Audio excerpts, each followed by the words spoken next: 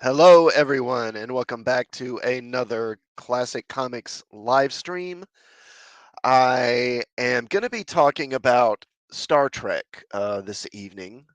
Uh, a couple of, just give kind of talking about the state of the franchise in general, talking about the past of Star Trek and the present and the future of the franchise, where I think it may be heading, about talking about some of the issues I think the franchise is struggling with, some which have been placed upon them, others which have been uh, caused by change in society itself that I don't think you really can blame them for. But Star Trek has a lot of problems. And let's just go ahead and talk about it for a minute. So, third season of Picard is now in progress. I haven't been watching it myself. Now, I know some people like it. There's opinions seem to be divided. Hello, DJ Ronnie G. Thank you for stopping by. And I mean, to me, it doesn't really matter that much. I'm not getting Paramount Plus. That's the bottom line for me. And you're watching it begrudgingly. Okay, hey Brian Hepburn, thank you for stopping by. So DJ Ronnie G, what do you think of it? What is your opinion? What do you think of it so far? Titan equal USS anachronism. Yeah, yeah. The whole issue of them making the Titan this kind of Constitution style looking ship. I mean, it's okay, but it doesn't really. Brian, you're not watching too. Yeah. So, I mean, I understand why they did it, but it's really just kind of, fan service. And that isn't in and of itself isn't bad, but I just feel like so much of the fan service in these Star Trek shows is just it's just manipulative, it's not coming from a place of fondness for the show. Now, Robert Meyer Burnett, he says that, Terry Matalas, the guy who watched the show, he really is a fan. Okay, so DJ Ronnie G says the bar is so low it is watchable compared to season one. Skip season two. Yeah, that's kind of the impression I have. I've watched some clips of the show on YouTube, and it's DJ says the excessive fan service insults my intelligence. Yeah, I mean, I don't know if I see it insulting, but it is kind of manipulative. Like I said, I think it's really there just to kind of it's like, it's the old idea of jangling keys in your face. It's they'll show you this thing that, hey, look at this thing. You see this thing you like, you remember that, you like this, right? And then you're looking at that thing and you're going ooh ah and not thinking about, okay, this story doesn't make any sense, and that sort of thing. DJ says, "Oh, so you've been watching through Discord watch parties, okay, and bootlegs. All right." So, but anyway, Robert Meyer Burnett says that Terry Matalas is a fan, and I'm willing to believe him. Look, I think that guys like Robert Meyer Burnett and Dave Cullen, and even the Critical Drinker, who have said that the show's good.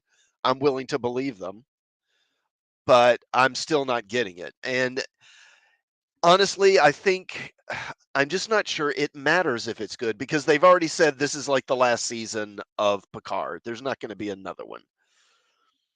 DJ says music from Star Trek 3 doesn't belong in a TNG spinoff. Yeah, they I've watched that scene where the Titan leaves space dock, and yeah, it felt very much like something from Star Trek 3. The music was very kind of it was very similar to that. Who was it that did those? Was it James Goldsmith who did that music? I'm trying to remember. I think that's who. Jerry Goldsmith. Jerry Goldsmith. Um, but anyway, series is the final one for Picard. Either way, it seems like, and they've already said that the next season, fifth season of Discovery, is the last one for that. And I was watching a live stream with Midnight's Edge, and they said that there's nothing really in the pipeline beyond what's in production right now, which would mean and include the second season of Strange New Worlds, which supposedly is going to come out later this year. But beyond that, there's really nothing planned. Now, there's been a lot of discussion about not watching the show because that will allow Secret Hideout to stick around. But the thing is, they're sticking around anyway. Now, they may not work with Star Trek. I've got an article here, and this is from Deadline. And this was back in August of 2021. So Alex Kurtzman inks mega deal with CBS Studios. Okay, so DJ says, yeah, and I think maybe a Jeffrey Horner also did some of the music for the movies. Yeah. Maybe it's James Horner. Maybe that's who I'm thinking. James Horner? I don't remember. I'd have to recheck. But anyway, the upshot of this article is that back again, this was in August of 2021. And it says in here that Kurtzman, inked another deal, basically an extension with CBS that will keep Secret Hideout with CBS until 2026. So I'm assuming probably July 2026. I'm guessing that's when this would expire. So regardless of what happens with Picard, we're going to get Secret Hideout's going to be around for at least another about 3.5 years. Hey, Lord Thoth, thank you for stopping by. I'm just talking about Star Trek and kind of about what I'm talking about this article and Kurtzman and Secret Hideout signing a kind of contract extension. So, I mean, we're stuck with them now. I think the question is, will they be working with Star Trek or not? Now, it says, I believe, that their deal is exclusive. So, if Secret Hideout isn't working on Star Trek, I don't think anyone's going to be working on it. At least until this contract is up. So, I'm not sure anything's going to change anytime soon. Hey, Jay, man, you can't say. Yeah, I saw you have a stream of your own going at 6 with the, what is it, Captain America 100? I'll have to check that out later. But thank you for stopping by, though. And Lord Thaw, thank you for being here as a wrench. Also, I appreciate that. Um, so, I mean, there is no getting rid of Secret Hideout in the near term. Now, I do think the question is, what are they going to do next? And like the article here mentions the current shows. It also mentions that Section 31 show with Michelle Yeoh, which has still never happened. And I don't think that's going to happen. At least I don't think it's going to happen with Michelle Yeoh at this point, because thanks to that movie, what is it, Everything Everywhere All at Once, that's gotten a lot of award buzz, and I think it's really raised her profile, and she's going to be more expensive than ever. And I'd be surprised if she'd even be willing to come back and do it at this point. So while they may still do a Section 31 series, I don't think Michelle Yeoh is going to be in it. Beyond that, I have no idea what they're planning, because the article doesn't really say anything. Brian says, well, I think it was a last and done, so they let Metallus do whatever he wanted. Yeah. He just did a fanboy, including member berries, but still had to stay in confines of season 1 and season 2. Yeah, that's kind of what it seems like. And Thaw says, I doubt that 31 series ever gets off the ground. Yeah, I'm questionable. I do think they will do it, because honestly, I just don't think they have any other ideas. I mean, let's face it, the people running Star Trek, they don't have a lot of ideas that they come up with themselves, because let's face it, Discovery, they basically just ripped off Axanar, and say, hey, let's make a series set, about 10 years before Kirk and Spock, that has a war with, and where they're at war with the Klingons, which is what Axanar was. And they just basically ripped that idea off. Not to mention, then there's the whole thing of them ripping off the tardigrade and that video game. Not to mention the fact that half the stuff in the show is stuff that Michael Piller came up with before he got the boot. So I think they'll do Section 31 because they don't know what else to do. In fact, I think a lot of the time it seems pretty clear to me that they'd rather be working with Section 31 than dealing with Starfleet and the Federation, because you basically can have the characters be more kind of crooked and deceptive and make a darker show that way. Now, a lot of fans have issues with the current iteration of Trek under Secret Hideout, particularly with the visual style is one of the issues. Another is how the hopeful, optimistic future of Roddenberry and that earlier Trek iterations presented has sort of been distorted, to say the least. Uh, Starfleet and the Federation have really been kind of deconstructed and held up for criticism.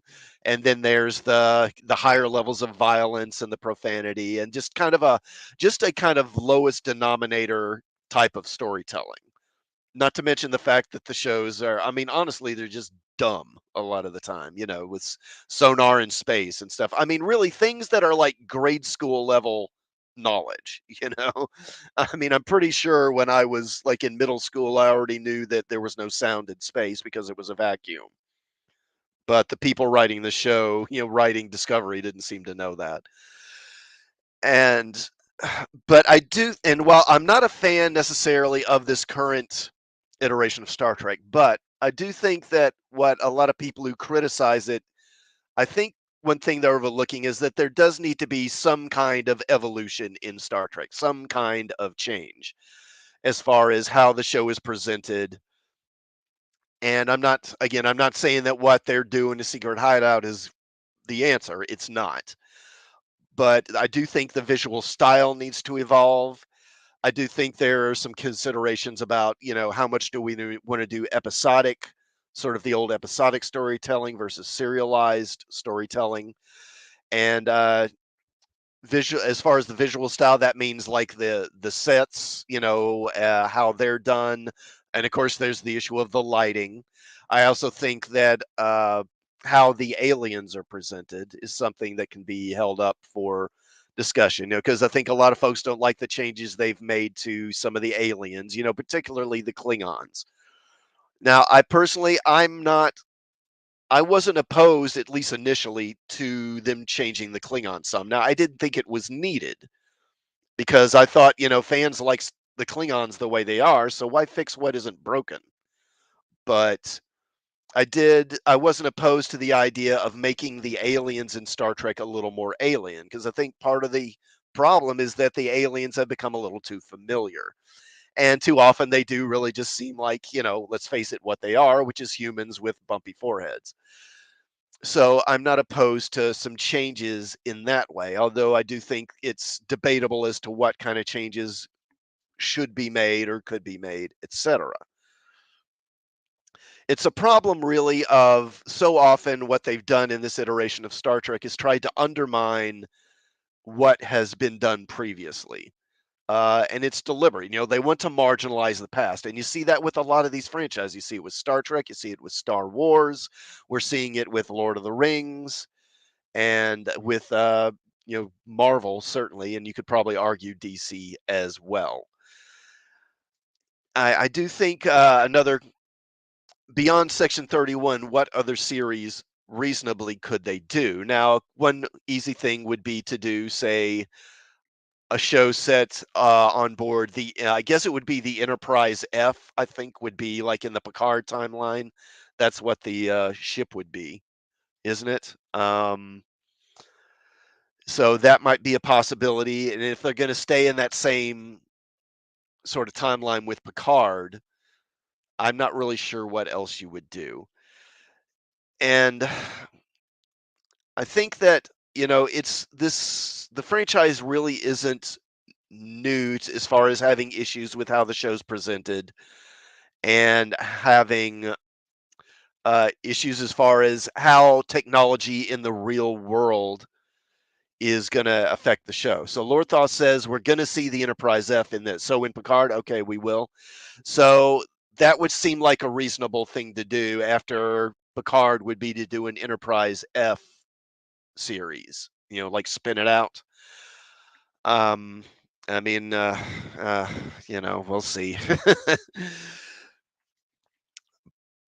But as far as, we had obviously the original series, which kind of, had like a middling success initially, but then became big in the 70s in syndication. And then subsequently, of course, we got Star Trek The Next Generation. And in the 90s, we had a kind of golden age, really, for Star Trek and for sci fi on TV in general, with all these syndicated shows. After Next Generation, of course, there was DS9 and Voyager. And also, we had shows like Babylon 5, Stargate, and those spin offs, etc. There was plenty of stuff. Farscape is another one. But I think even towards the tail end of that time, which we all look back on so fondly, Star Trek had problems. One of the big problems was really as over time they really became way too reliant on certain tropes and on certain plot devices. The shows became very formulaic and kind of predictable. Lord Thaw says, "I can't believe this, but I miss the the '90s." Yeah, I think a lot of folks do. But because I remember, I think it was some point in about like maybe the fifth or sixth season of Next Generation where I realized I could watch that opening teaser, the kind of pre-credits teaser bit, and I could pretty much tell you what was going to happen in the episode most of the time. I already knew what was going to happen. And it's not that I didn't enjoy them and that they weren't well written episodes in and of themselves, but again, they just kind of went back to these same things over and over again. There was way too much reliance on the holodeck.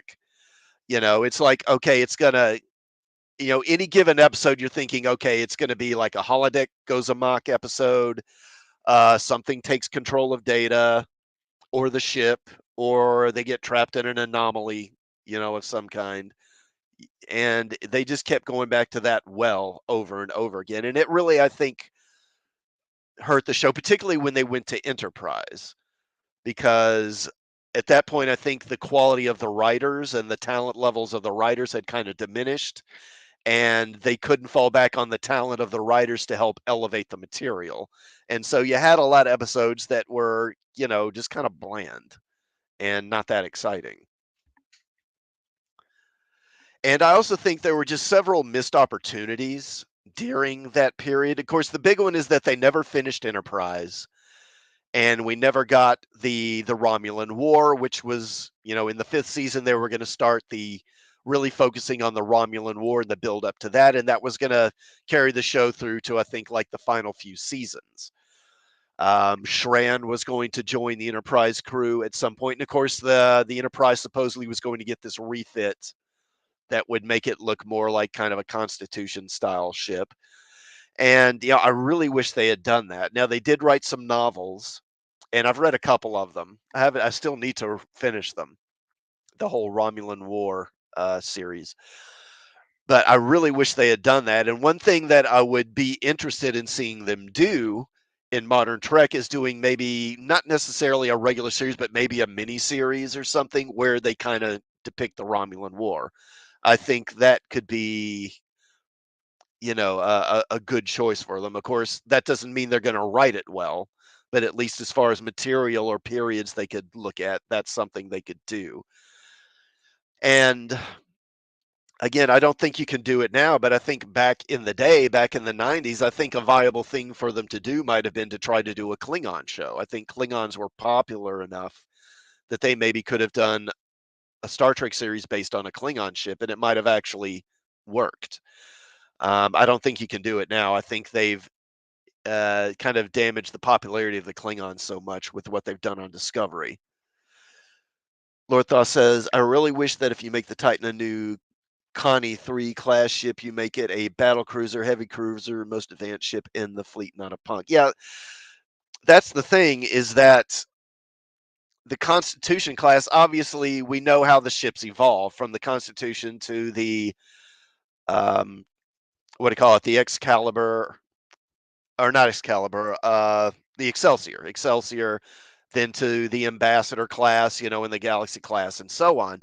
And there's a clear evolution of the design where the ships get bigger and the design just changed, but they still keep that kind of the saucer and then the secondary hull and then cells.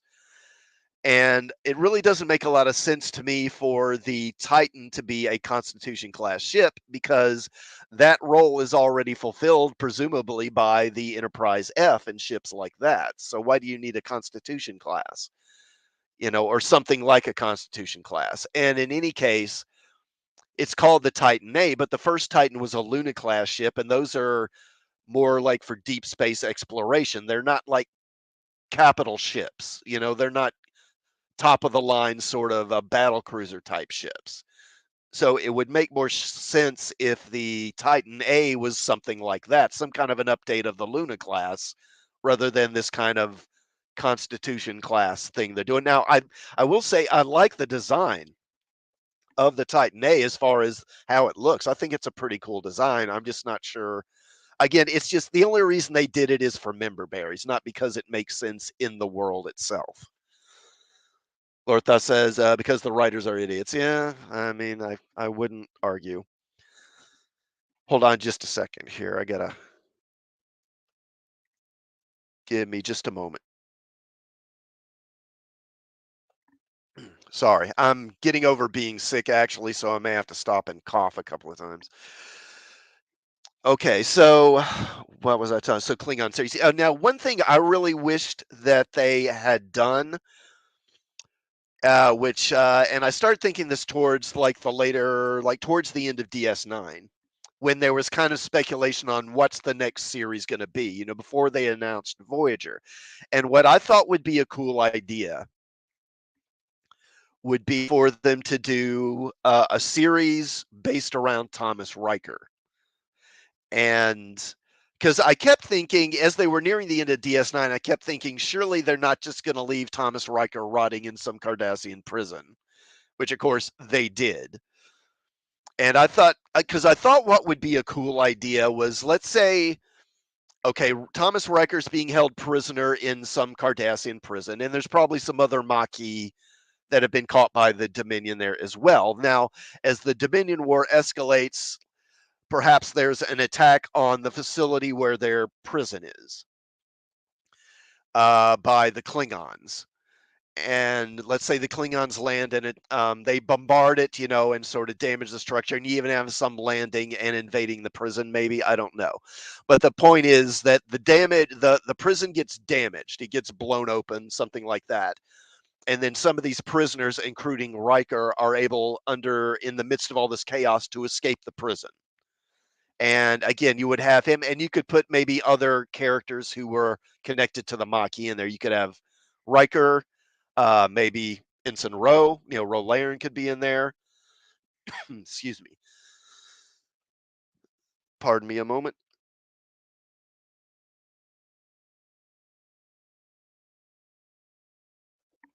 Hmm, okay. But you could have Riker, maybe Laren, Roe Laren, maybe oh, what's his name? The commander that betrayed Cisco. I'm forgetting. Does anyone remember that character's name? I'm blanking on it right now.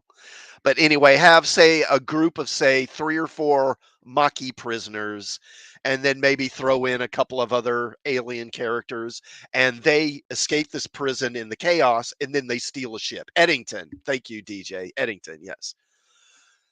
And they steal a ship. Like maybe they're able to steal a bird of prey. Maybe they steal a Klingon bird of prey, and with the stealth, with the cloaking device, they're able to escape. And then it would become kind of a, sort of crew of misfits on the run type of show, something along the lines of Blake Seven, Farscape, Guardians of the Galaxy, even, where it's not so much about exploration, but it's about them sort of trying to find a place where they can uh, basically escape from the people who want to imprison them. Because obviously, the Cardassians are going to want them back. They're Maquis terrorists. They're criminals to the to the Cardassians and the Dominion, who would really just kill them. Let's face it, they probably wouldn't even bother. But even then, they can't go back to the Federation really because the Federation considers them criminals too. So they can't go back there. They could go to the Klingon Empire maybe, but the Klingons are obviously going to want their ship back, so then what do they do? And obviously they really can't go to the Romulans because the Romulans don't like anybody. And then that would have them forced to then sort of flee into further into the Beta Quadrant or into some other part of the galaxy. And then it would become about them exploring this part of the galaxy and trying to find a place where they can find a safe haven. And I thought that could be a lot of fun. And I think I don't know. It's always puzzled me that they just left Riker sitting in that prison. I never thought that made a lot of sense. Now, as far as the future of the franchise is concerned, so Star Trek obviously has a problem in terms, I think, of its demographics. Let's face it, the fan base of Star Trek is aging out. It's getting older. In fact, I think there's actually a lot of similarities between comics and Star Trek in that in both situations you've got a fan base that is aging and there aren't enough new fans coming in to really replace them. And part of this is because, again, there are similar problems. With comics, once upon a time, comics were plentiful. They were everywhere. They were at the grocery store, they were at the gas station, they were at the 7-Eleven, they were at the drugstore on the spinner racks, and you really almost couldn't avoid them. But then eventually they moved away from that general distribution and then into the comic shops. And also another problem was the price kept going up because once upon a time comics were very cheap. When I started reading comics, they were like a quarter.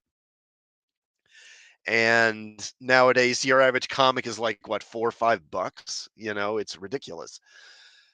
And I think between the price increases but that's one problem, but another is just that it's harder to find comics and harder to access them because the comics business, they kind of ghettoized themselves in a way when they moved into these strictly into these specialty shops because now if you don't go into a comic shop expressly to find comics, you're almost never going to be exposed to them.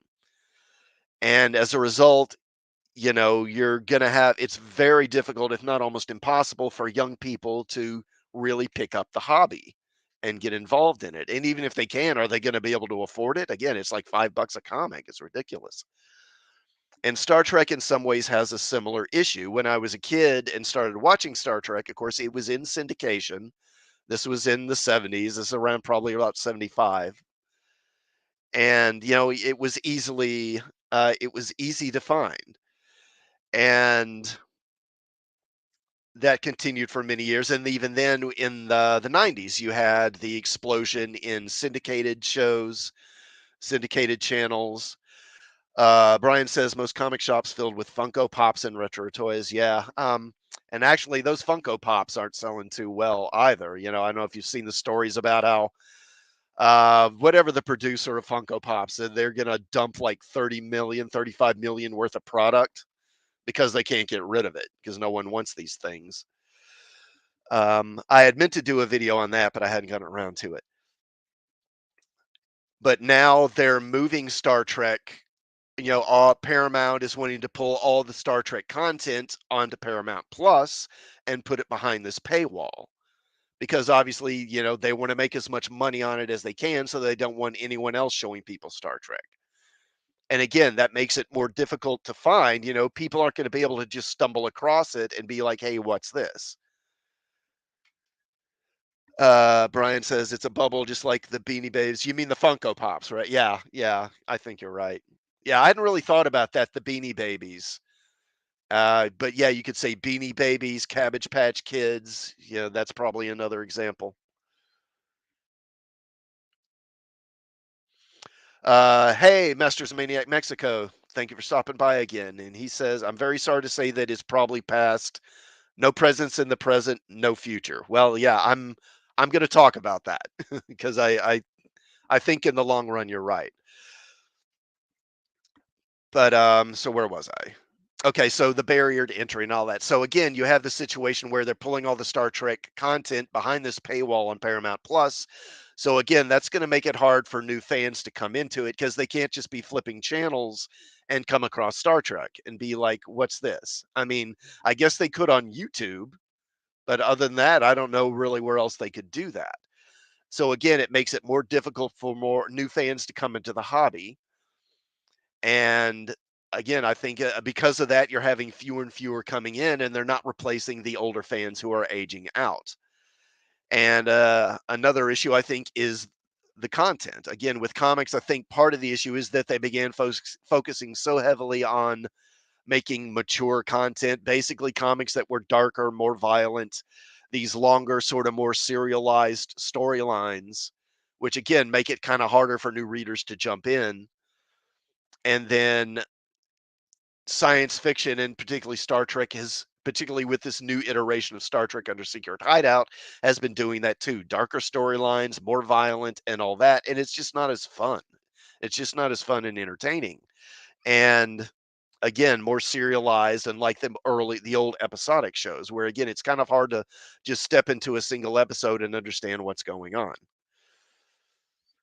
Um, Let me see. And of course, then there's the whole issue of there's just more competition out there in terms of more sci-fi franchises and just more entertainment options in general.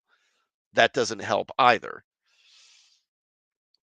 And now let's talk about the whole issue of episodic versus serialized. And obviously, it used to be Star Trek was very episodic. You'd have the alien of the week or whatever, and then particularly post uh, Babylon 5, you saw sci-fi storytelling, and eventually that went into other genres as well, more serialized storytelling, and that certainly has strengths to it and does have, there are positives to it, but it there's a trade-off. And I do think that Star Trek, because of the way it's set up, the whole idea of exploration and all that, it's kind of suited more to an episodic uh, sort of feel. I think a really good option would be to do what they did in this fourth season of Enterprise, where they had those sort of 3 episode story arcs. I thought that worked really well. I really liked that format.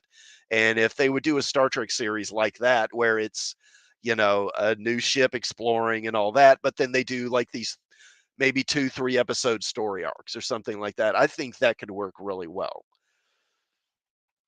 But the issue becomes, what okay, you're gonna do a new Star Trek series, where do you put it? Do you go back into, say, the Enterprise era, original series era, Next Generation era, or something in between, something more in the Discovery era, which I would hope they not do.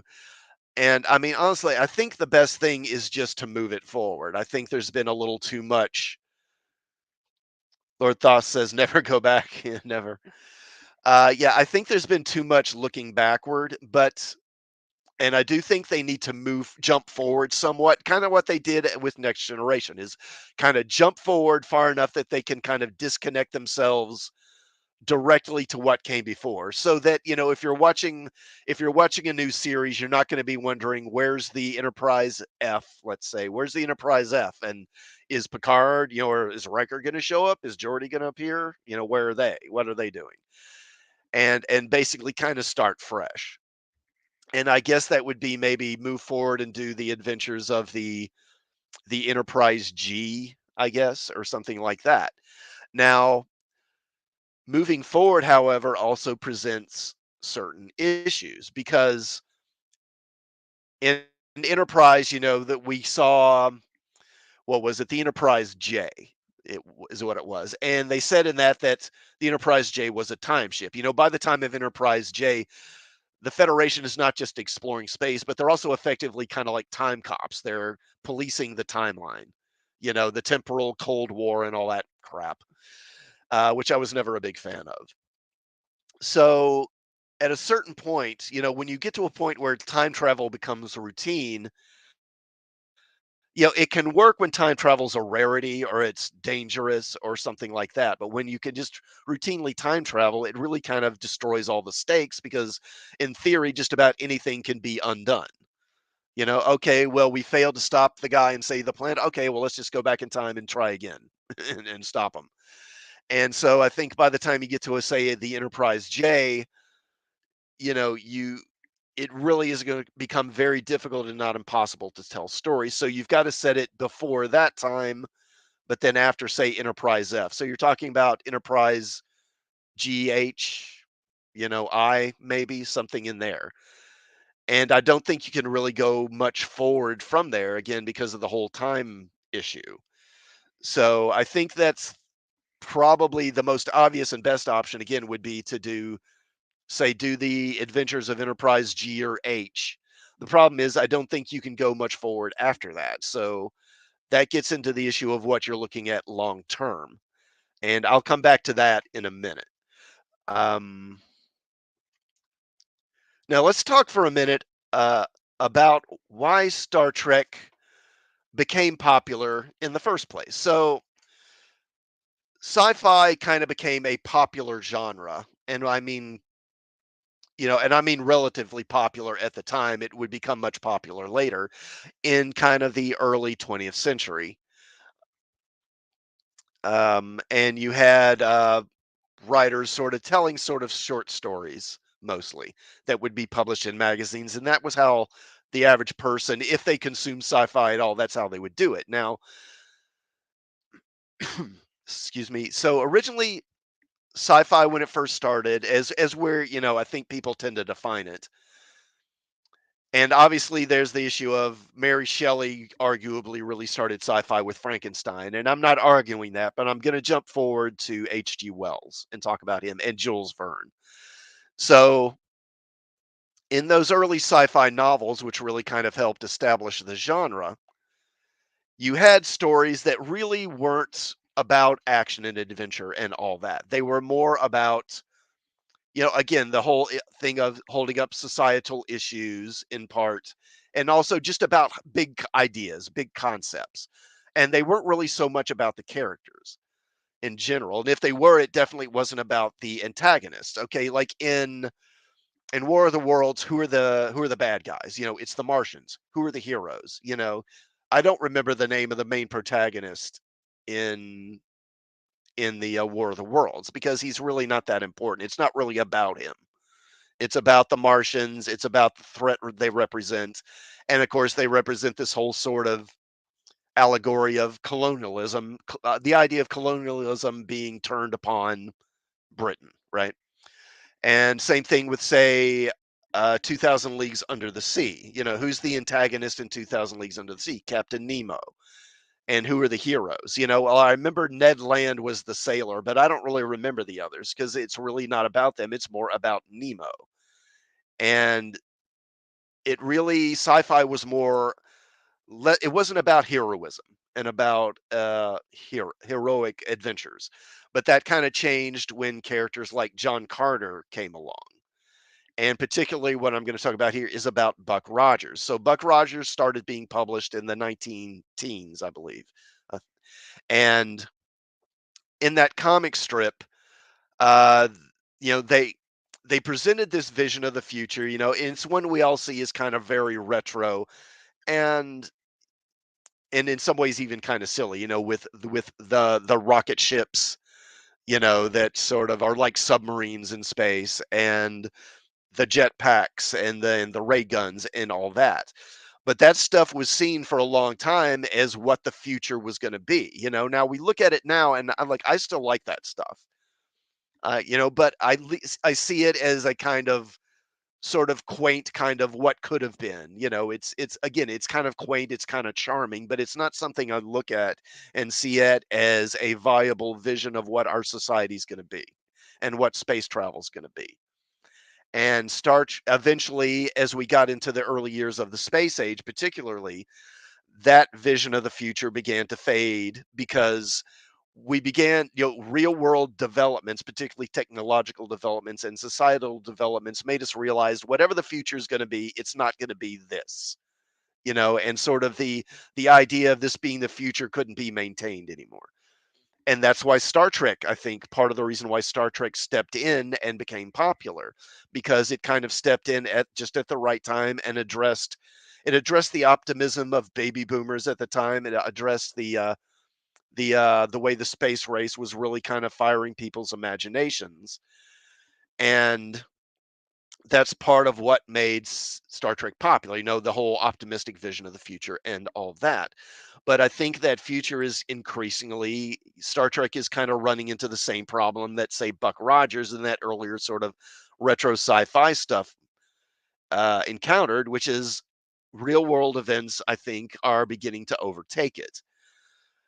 Like, for instance, the original series, and let me stop sharing this article. I got an image of the bridge, the original bridge. Where is it? Let me bring this up. Give me just a second.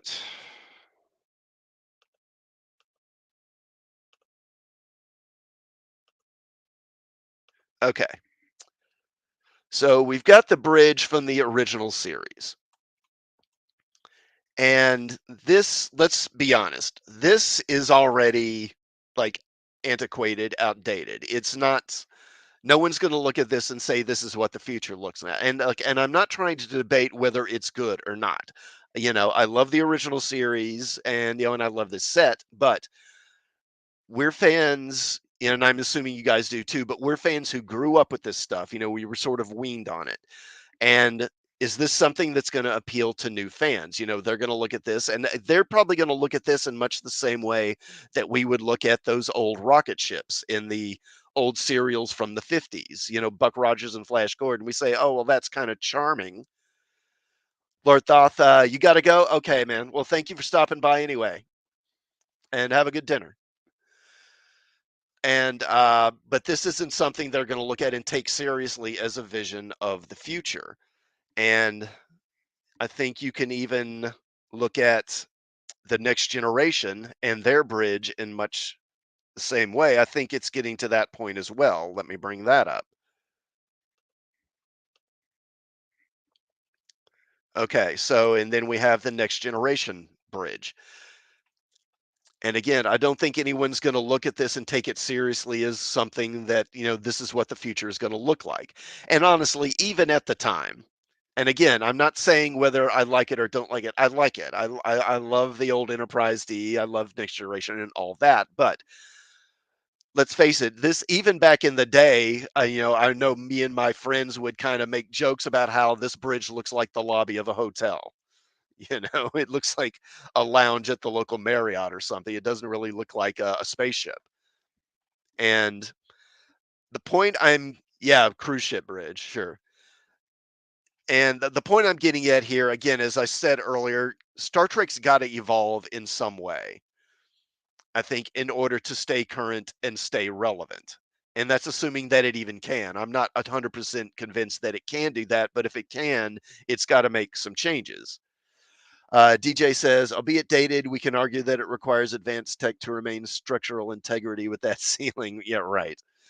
Well, the whole structural integrity field, and inertial fields and all that. I mean, that's a whole.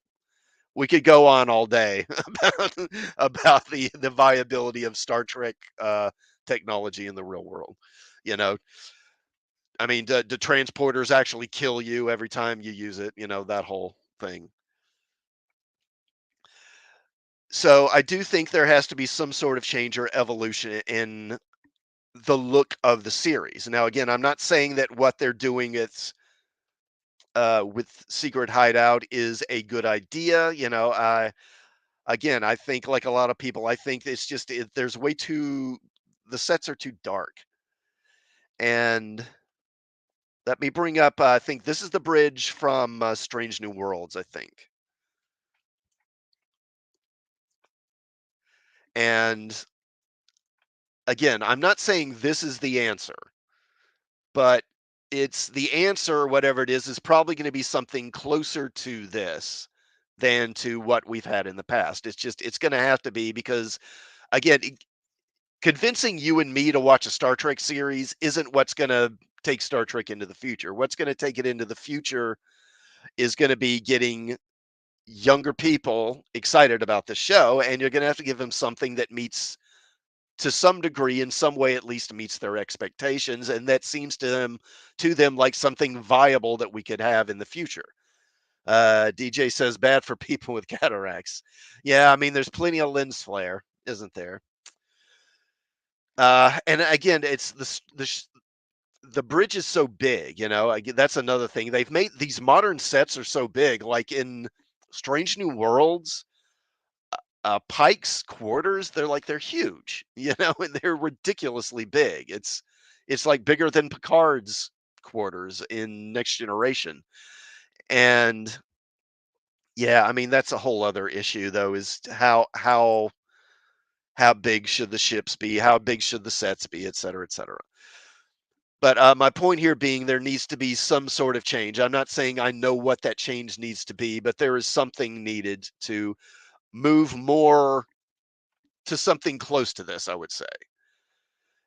Otherwise, Star Trek is increasingly just going to become aesthetically kind of outdated and viewed again, kind of like the sort of retro Buck Rogers type sci-fi is this sort of quaint idea of, oh, what could have been, rather than a viable vision of the future. And obviously, a lot of Star Trek's appeal has always been based around this notion that this is what our future could be. This is what we could do. We can get here, if we can address all our problems in society and all that. All right. What next here? Let's see. Okay.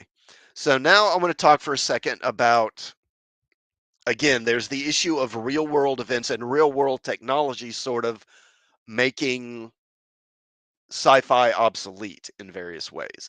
That's kind of in part what happened with Buck Rogers and Flash Gordon and that sort of thing. Because eventually it came to a point where real world technology was developing in such a way,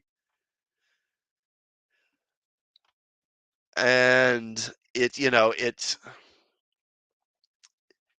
can't, you have to have some kind of change. And that's sort of what is happening with Star Trek now. Is I think we're seeing more and more change coming in the coming decades as far as how society is going to change, particularly with the development of AI. And I think that's going to overtake events in Star Trek and make it increasingly difficult to look at Star Trek as what the future is going to be. And I think a lot of that, again, it goes to the whole issue of artificial intelligence and how that's going to develop. Now, I'm sure you've all heard about the idea of the singularity. We're going to reach this point where we can have human level artificial intelligence in the real world, and how is that going to impact society? And we all continue to talk about it, as this thing that's coming eventually, but we're getting there, and I think we're maybe closer than a lot of people realize. Most sources I look at seem to project the singularities being somewhere in the 2030s, 2030 to 2040, somewhere in there. Masters Maniac Mexico says, I would argue that Star Trek would be like He-Man. I know you're right, but I refuse to destroy my illusions. Yeah, well, I mean, He-Man in a way, but that's so much more kind of fantasy. I mean, that really leans more into, it's more kind of like Conan with sci-fi trappings, or something like that, rather than, it's more science fantasy than science fiction, it would be my argument. But again, we've got this article here, and this is from January 23rd, so just a couple of weeks ago, talking about how, it may be like within 7 years, so you're talking like 2030, so not that far off.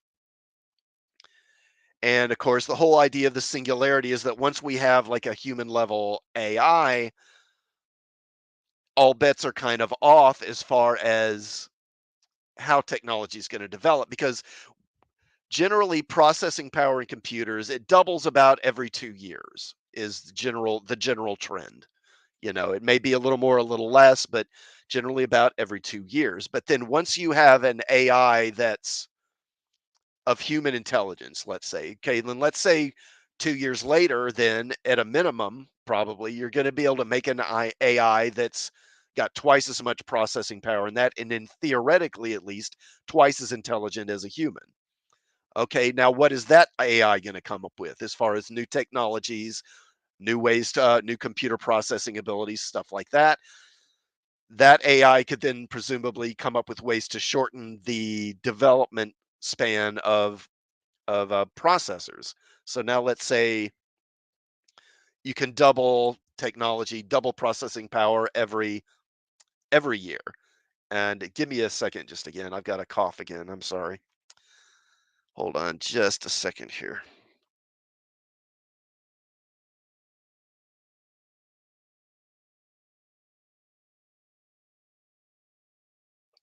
Okay, sorry, I had to have some water. So now you've got processing power doubling every year. Okay, now then a year after that, you've got an AI that is 4 times as smart as a human. Now, what's that one going to come up with? And again, maybe you see processing development, the span of processing power doubling shortened again. Maybe it's 6 months. But I mean, you see if you extrapolate out, you see where it goes, right? Within a frighteningly short amount of time, we could have AIs that are I mean, just vastly smarter than a human, vastly smarter. And where does that take society? But in particular, how do you then, if you've got that happening, how does that work with Star Trek and the lore of Star Trek? Because again, in this Star Trek future, yes, the technology is advanced and all, but ultimately, because it's this humanist vision of the future, humans are still very much in charge, and we do most everything. Yes, we use technology to aid us. We use computers to like run analyses and simulations and stuff like that. But ultimately, we're the ones making the choices and taking most of the risks. And when you start looking at where AI could go in the real world in our lifetimes, that becomes more and more in doubt, I think. And you really can't, then it becomes harder and harder to maintain the illusion that Star Trek's future is what is really going to happen. And I think that in the long term is really one of the big issues. And then there's the whole development of robotics. There's another article here. Let me bring that up. Where is that?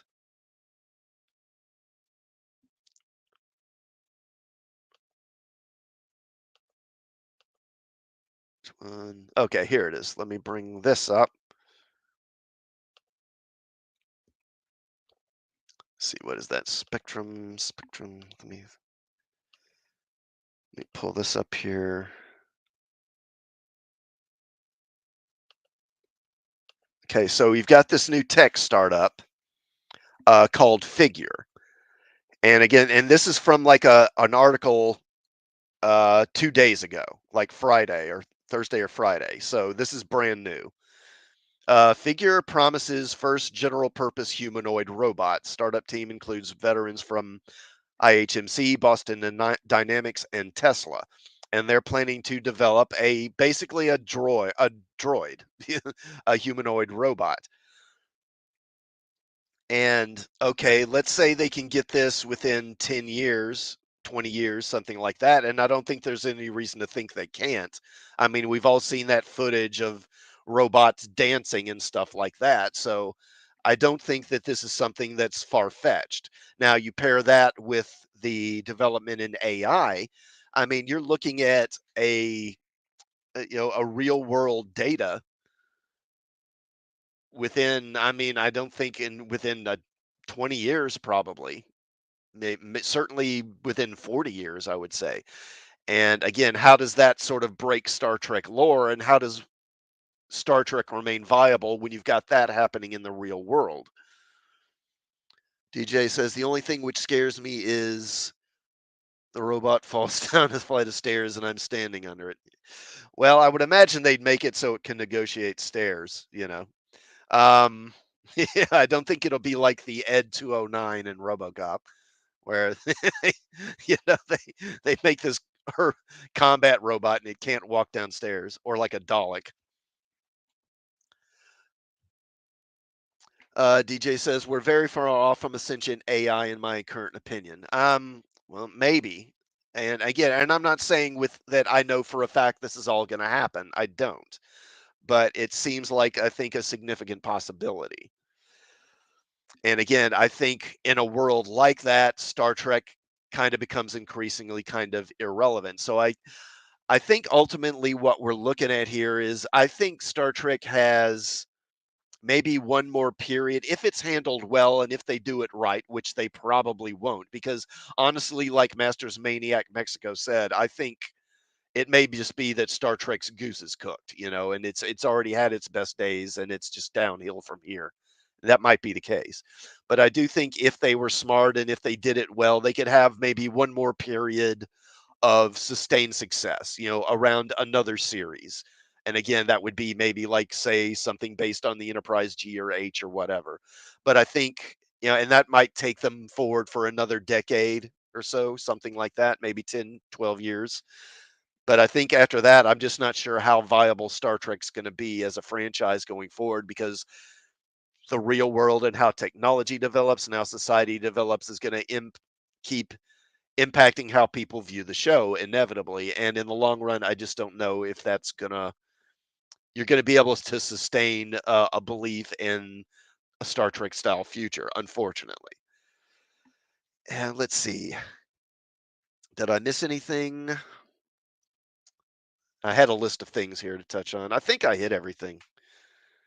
Yeah, I think that pretty much covers it. So I'm getting up to about an hour, so I guess I will probably go ahead and wrap it up here. I want to thank all you guys who showed up to watch and those who will watch on the replay. I think what I might do is try and show the stream again, maybe around the same time on Sunday evening, and see how that does. Because Saturday night is so crowded with people. I don't know. Maybe I'd have better luck if I streamed on Sunday evening. I don't know. We'll see. But I may be doing that. So watch for that. But again, thanks to everyone for watching. And I hope you all have a good night.